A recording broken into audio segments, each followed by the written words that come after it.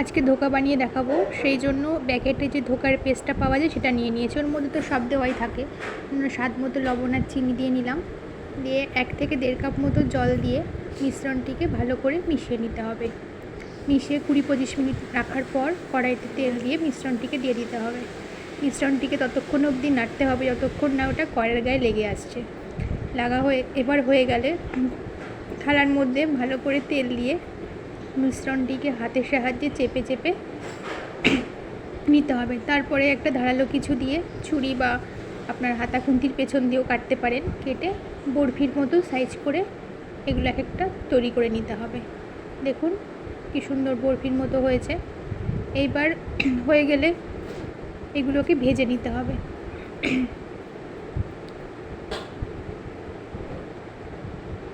কড়াইতে তেল গরম করে নিয়ে এগুলোকে ছেড়ে দিলাম। এগুলোকে হালকা আঁচে ভাজতে হবে। ভাজা হয়ে গেল, এবার কড়াইতে জিরে আর লঙ্কা ফোড়ন দিয়ে আমার আলুগুলো আগের থেকেই ভাজা ছিল দিয়ে দিলাম। এরপর এখানে বাটা মশলা আদা জিরে লঙ্কা বাটা টমেটো দিয়ে তার সাথে লবণ হলুদ সামান্য চিনি খেলে দিতে পারেন, নাও দিতে পারেন, দিয়ে এটাকে মিশিয়ে নিতে হবে। মশলাটা কষানো হয়ে গেলে জল দিয়ে ফুটতে দিতে হবে। জলটা ফুটে উঠলে তখন এর উপর দিয়ে আমি ভাজা মশলা পেস্ট করা ছিল সেটা দিয়ে দিয়েছি, এবং শেষে এই যে আমার ভেজে রাখা ওগুলোকে দিয়ে দিয়েছি।